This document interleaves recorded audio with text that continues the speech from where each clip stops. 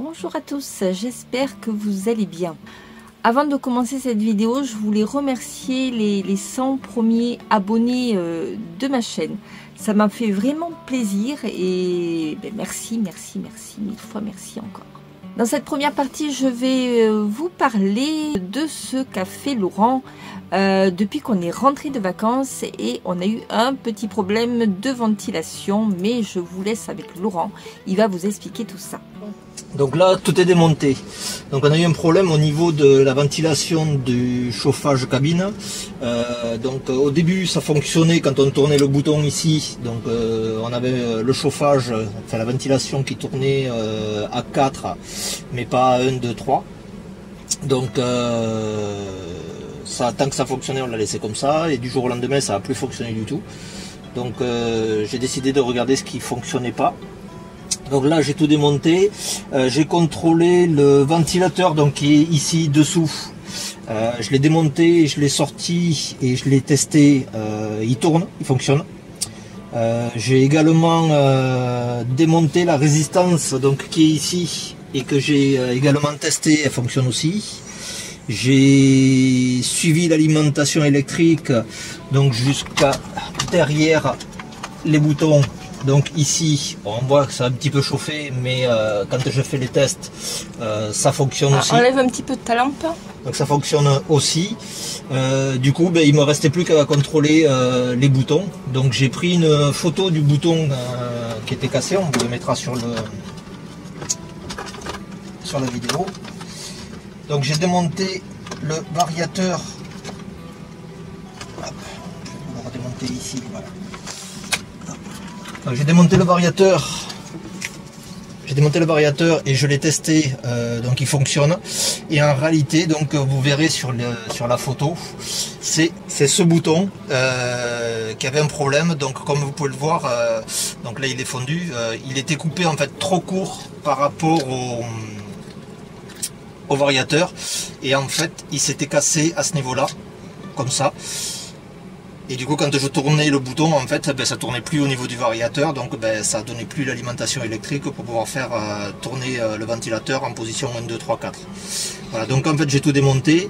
Ce que j'ai fait, c'est que j'ai acheté donc un carré de porte, diamètre, alors c'est du 6,6. Et j'ai pris un fer à souder, traditionnel. J'ai chauffé le plastique à l'intérieur. J'ai aminci de chaque côté au niveau du carré de porte. Et de façon à pouvoir le rentrer correctement et sans trop de jeu à l'intérieur.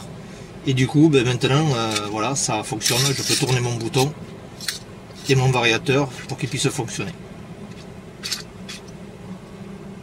Voilà, donc là maintenant on va tout remonter, tout rebrancher et faire les essais pour voir si ça fonctionne sur la ventilation 1, 2, 3, 4. Alors j'ai déjà fait les essais sans le montage, ça fonctionne, reste plus qu'à avoir une fois tout remonté pour être sûr que tout refonctionne correctement. Alors pour information, le variateur ça coûte entre 15 et 30 € sur internet, donc en fonction de où vous l'achetez ça coûte plus ou moins cher mais c'est le même. Au niveau de la résistance, il faut compter entre 20 et 40 €, pareil selon les sites.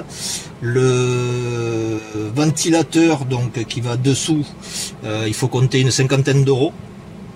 Et si vous voulez pas faire cette bidouille que j'ai fait moi pour faire tourner le variateur, la console complète avec tous les boutons, les branchements, etc. Sans le variateur. Il faut compter entre 100 et 150 € d'occasion. Voilà, donc là on va faire le remontage et une fois remonté, on fera les essais. Ok, bon on a fini le montage, le remontage. Donc maintenant on va tester. Je mets le contact et on tourne le bouton de la ventilation et on écoute. Alors le 1 on l'entend pas trop. Voilà, là on entend le numéro 2. Puissance 3 et le 4. Voilà, donc là on entend bien l'air et on sent bien l'air sortir également. Voilà, ça fonctionne. Ça marche. Ça fonctionne bien. Impeccable. Voilà, c'est là où je me dis que c'est bien d'avoir un mari bricoleur quand même. C'est pas mal. Donc dans cette vidéo, je vais vous parler comment on s'organise quand on vit à 3 adultes plus un chien en camping-car. Parce que oui, c'est bien d'organiser ses voyages, mais il faut quand même organiser toute la vie en camping-car. Et ça, c'est pas peut-être le plus simple. Donc, je vais vous donner quelques petites astuces. Et oui, c'est quand même important de bien organiser sa vie pour pas que ça devienne l'enfer. Tout simplement. Je vais tout d'abord vous présenter un petit peu notre famille, pour ceux qui ne nous connaissent pas encore.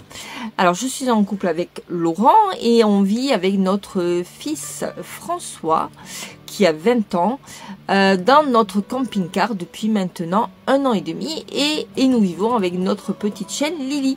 Alors, au niveau de notre situation, donc nous vivons dans notre camping-car à temps plein, hein. Laurent, lui, a un travail, donc il est encore en CDI à Thouars. Et nous espérons, mais c'est notre souhait, de pouvoir partir définitivement au mois d'août de cette année. Donc voilà, qu'on arrive bientôt au terme de notre projet, puisque notre projet initial, c'est pas forcément de vivre en camping-car, hein, je pense que vous l'avez bien compris. C'est de voyager en vivant en camping-car, ce qui est quand même un petit peu différent. Donc voilà, on a un petit peu d'expérience sur cette vie qui est complètement différente évidemment de la vie quand on est en location ou chez soi dans un appartement ou une maison. Je vous tiendrai au courant de notre future situation, mais pour le moment tout est un peu hypothétique, donc je vais pas m'engager. Donc c'est un peu plus compliqué que ça, puisque Laurent ne peut pas quitter son travail comme ça du jour au lendemain. Il a quand même des responsabilités. Donc on vous dira au fur et à mesure où on en est. Et surtout quand les choses seront vraiment actées. Alors dans les dernières vidéos, je vous ai fait déjà des tutos, comme par exemple choisir son camping-car. Faut-il choisir plutôt un camping-car neuf ou un camping-car d'occasion? Quelle adresse faut-il avoir quand on vit en camping-car toute l'année? Quels sont les lieux où on peut dormir avec son camping-car? Voilà, je vais commencer des petits tutos comme ça. Et puis celui-ci, ça va être plutôt comment on s'organise quand on vit à 2, à 3, à 4, à 5, à 6 dans un camping-car ou dans un véhicule aménagé. Avoir le projet de partir avec son véhicule à travers la France, l'Europe, le monde pendant 1 an, 2 ans, 3 ans, tout seul, en couple, avec sa famille, c'est un très beau projet, ça, je suis d'accord avec vous. Mais il y a toutes les choses en amont qu'il faut quand même organiser un petit peu pour que ce projet-là se passe le mieux possible. Quand on voyage en véhicule aménagé, l'espace de vie est quand même extrêmement restreint. Alors, quand on part 15 jours dans l'année, j'ai envie de dire, c'est pas bien grave, on peut s'adapter, hein, surtout qu'en général, il fait plutôt beau. Mais quand on part comme ça pour plusieurs mois, voire plusieurs années, l'organisation n'est pas du tout la même. Pour que cette cohabitation, si je puis dire, puisse bien se passer et pas tourner au cauchemar, il faut avoir quelques petites astuces, comme par exemple diminuer le nombre d'affaires à prendre dans le camping-car. Et ça, c'est peut-être une partie qui n'est pas évidente pour tout le monde. C'est-à-dire que quand vous allez partir avec votre véhicule, vous pouvez pas mettre toute votre maison dans votre camping-car ou véhicule aménagé. Donc, il va falloir faire un tri. Et ça, c'est pas simple. C'est pas simple parce que on a toujours l'impression qu'on va manquer de quelque chose. Ça, c'est indispensable. Et puis, finalement, ça, j'en ai pas besoin, mais peut-être que dans 3 mois, j'en aurai besoin. Bon, voilà. Donc, c'est toujours très compliqué. Donc, moi, ce que je vous propose, c'est peut-être de faire une petite liste, déjà, de savoir ce que vous devez prendre et ce qui vous est indispensable pour votre voyage. Alors, tout va dépendre après pendant combien de temps vous allez partir. Si vous partez dans un endroit plutôt chaud ou plutôt froid, enfin bon bref, ça compte aussi. Mais c'est vrai que c'est quelque chose qui peut être compliqué. C'est vrai que quand on vit dans un camping-car, il faut un petit peu avoir une autre philosophie, une autre façon de s'organiser. Que ça ressemblerait un petit peu à du minimalisme, hein, vraiment prendre le minimum pour pouvoir vivre. Votre espace est petit, donc si vous avez trop de choses, vous perdez de la place inévitablement. Si par contre je garde l'essentiel dans mon véhicule, forcément j'aurai un peu plus de place et tout le monde sera un peu plus à l'aise pour vivre dans le camping-car. Je vous donne quelques exemples. Pour cuisiner, quel ustensile essentiel il va me falloir? Bon, déjà vous pouvez faire une petite liste. Qu'est-ce que je cuisine? Qu'est-ce que je suis habituée quand même à faire? Qu'est-ce que je vais pouvoir faire? Il faut faire attention aussi à l'électricité, que ça soit pas trop énergivore. Les vêtements c'est pareil. Est-ce qu'il vous faut 10 pantalons? C'est peut-être pas utile. Peut-être avec 4 ça va vous suffire parce que vous ferez des lessives, etc. Donc voilà, vous serez pas sans rien non plus. Les vêtements ça prend beaucoup de place aussi. Et si vous partez longtemps, il vous faudra aussi bien du chaud que du froid. Donc voilà, tout ça c'est à réfléchir et vous pouvez, je pense, gagner de la place. Je pense aussi à tout ce qui est livres, etc. Maintenant, vous voyez, moi j'ai une liseuse. Alors honnêtement, je préfère les livres en papier. Pour gagner la place, il n'y a rien de tel. Et puis les livres, c'est très lourd aussi. Donc la liseuse, c'est très bien. Et puis ça vous permet d'avoir un sacré stock de livres. Et ça vous prend quasiment pas de place. Pour écouter de la musique, maintenant vous avez des applications sur votre téléphone, donc vous n'avez pas plus besoin de CD. Vous pouvez vous séparer quand même de pas mal de choses. Pensez à prendre des objets utiles. Pensez également à tout ce qui est un peu bricolage. Ça c'est important aussi parce qu'il vous faut arranger quelque chose. Vous ayez un minimum quand même d'outils. Pensez également à prendre des ustensiles qui se cassent pas, parce que évidemment dans un camping-car, ça bouge un petit peu. Donc si vous prenez des ustensiles en verre ou des choses qui se cassent assez facilement. Alors ça a été notre cas au début. On avait pris des verres à pied. Mais en fait ils se sont cassés au bout de quelques jours. On n'avait plus de verre. Donc on a pris des verres à pied en plastique. Alors c'est vrai que c'est moins... ça ferait moins classe peut-être, mais bon, c'est pas grave, au moins il se casse pas. Dans notre cas, on a essayé de prendre l'essentiel et honnêtement, rien nous manque.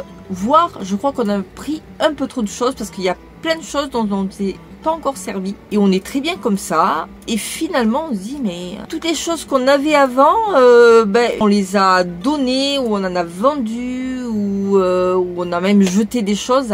Je pense même que nous, il va falloir qu'on refasse un deuxième tri avant qu'on parte définitivement. Parce que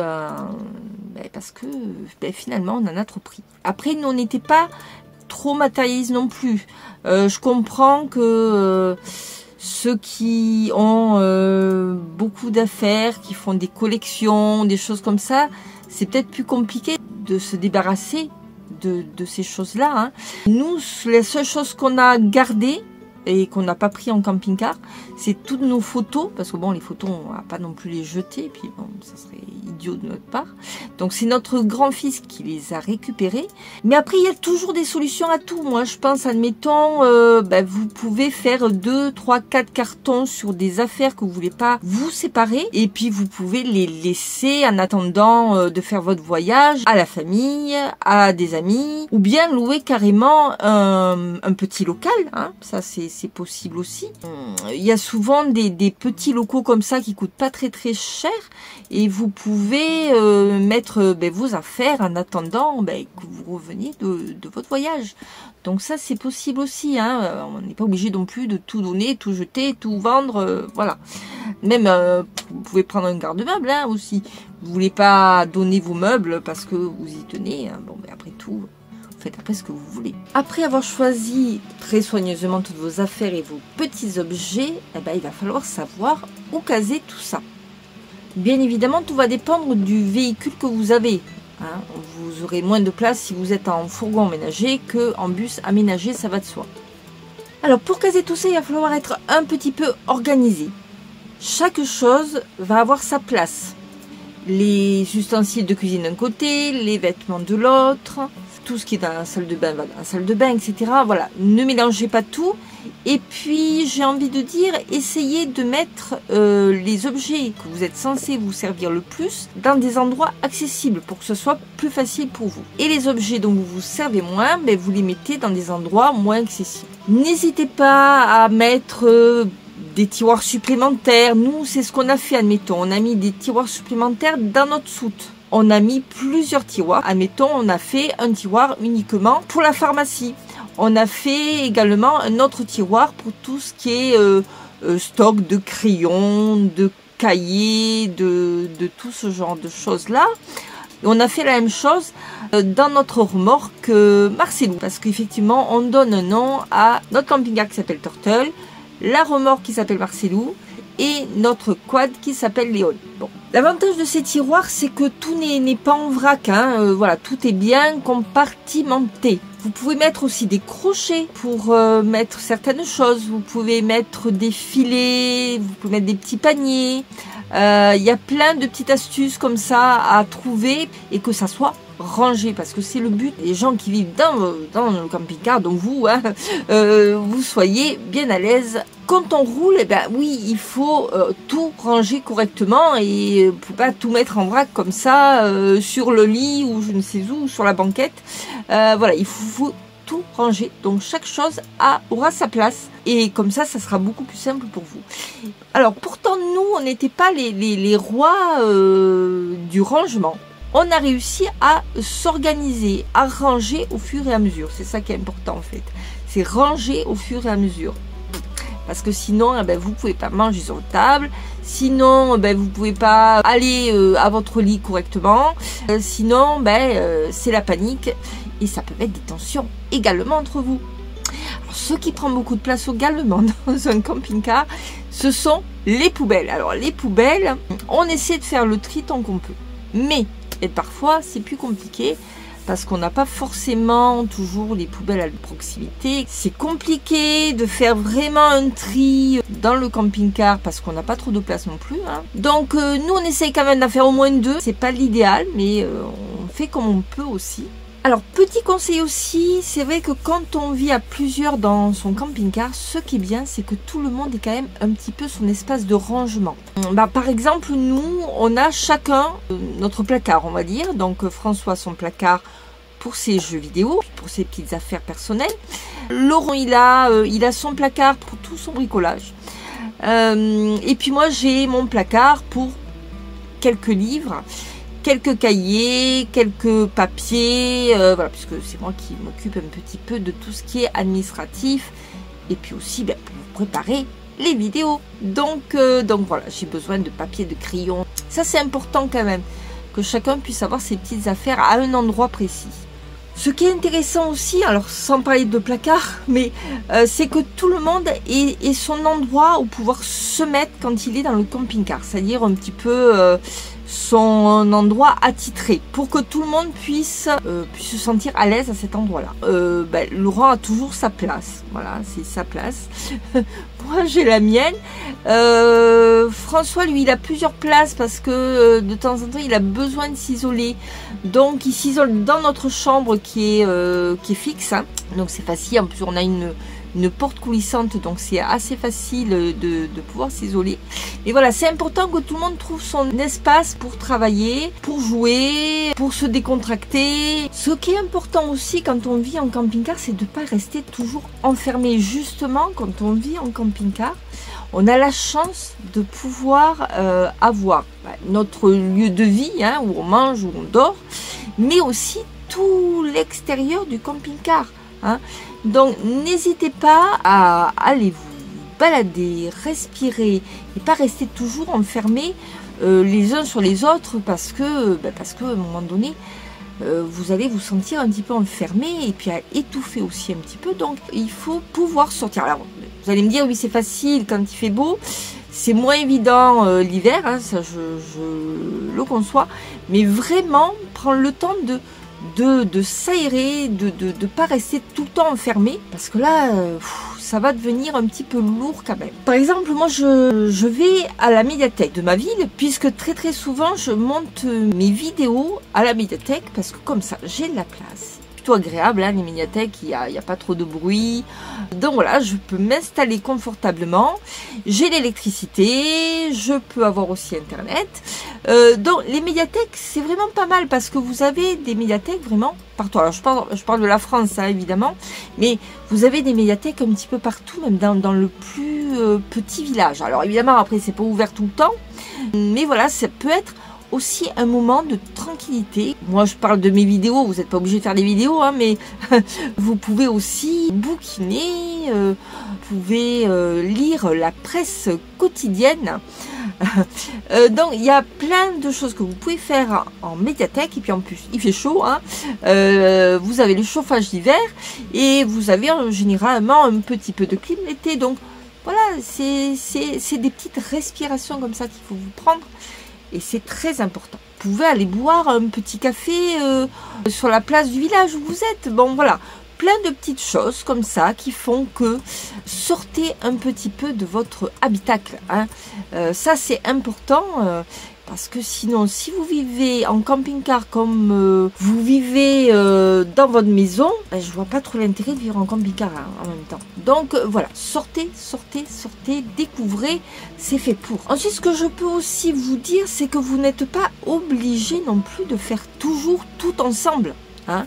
Alors, évidemment, quand on a des enfants jeunes, c'est peut-être un peu plus compliqué, quoique bon, on peut s'arranger pour que de temps en temps, la maman ou le papa puisse souffler un petit peu aussi. Hein. On peut aller promener ses enfants sans avoir son mari ou sa femme avec, hein, puis et vice-versa.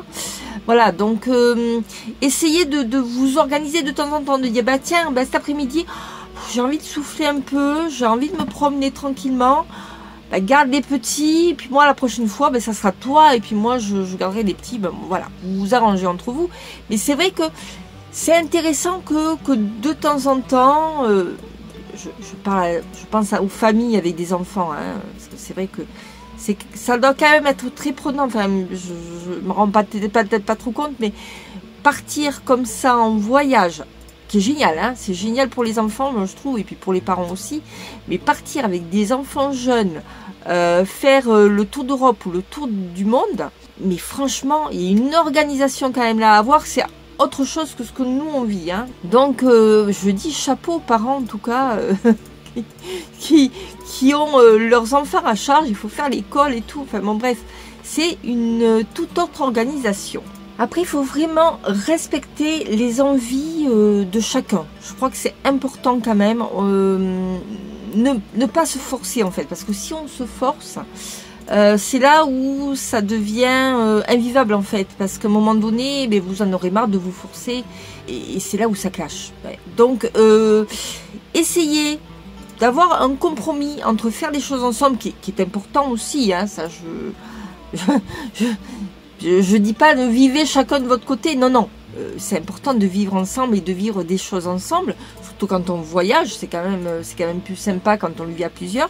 Mais essayez de, comment dire, de trouver un compromis, en fait, un compromis entre ce que souhaitent les uns et les autres. Ça, c'est important.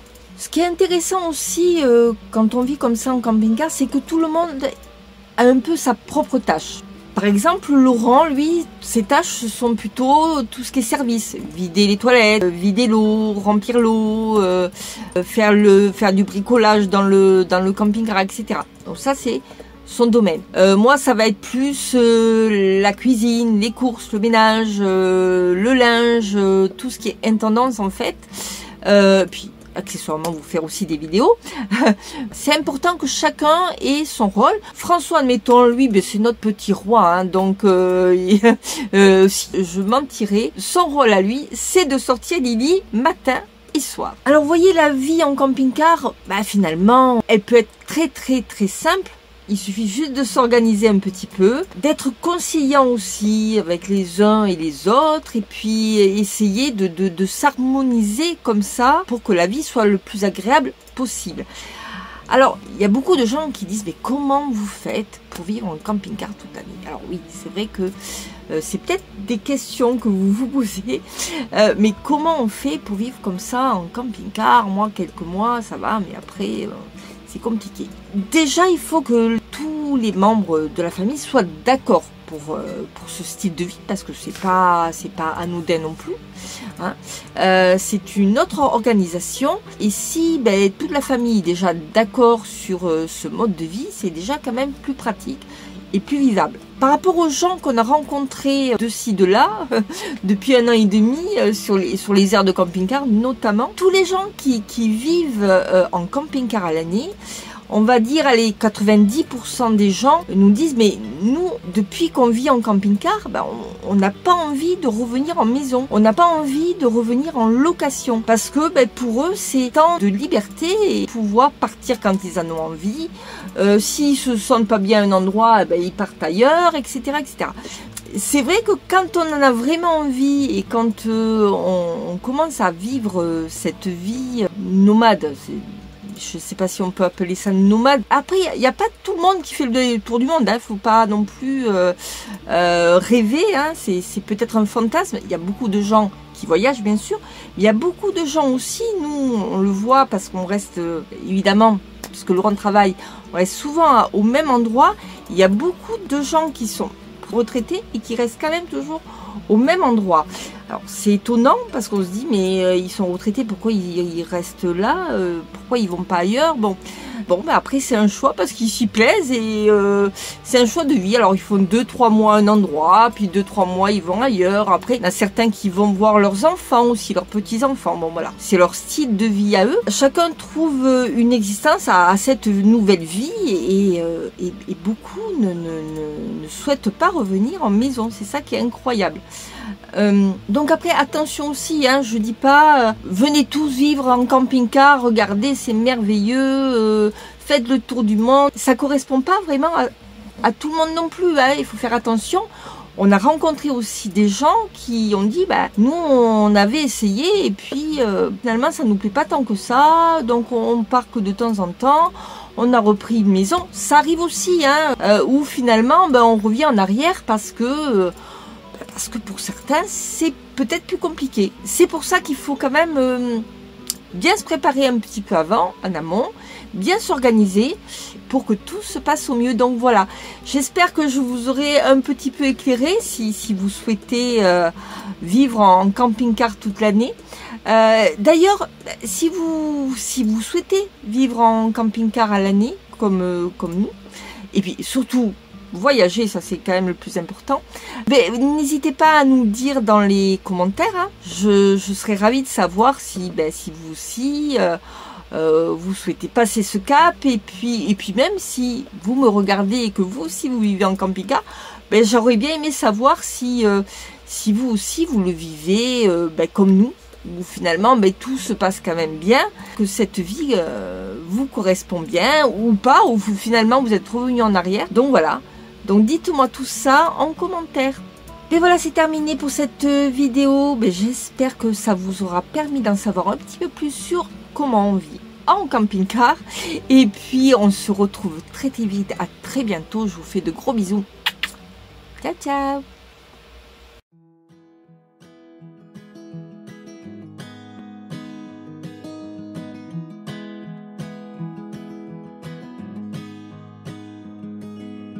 I'll be right behind you, Josephine.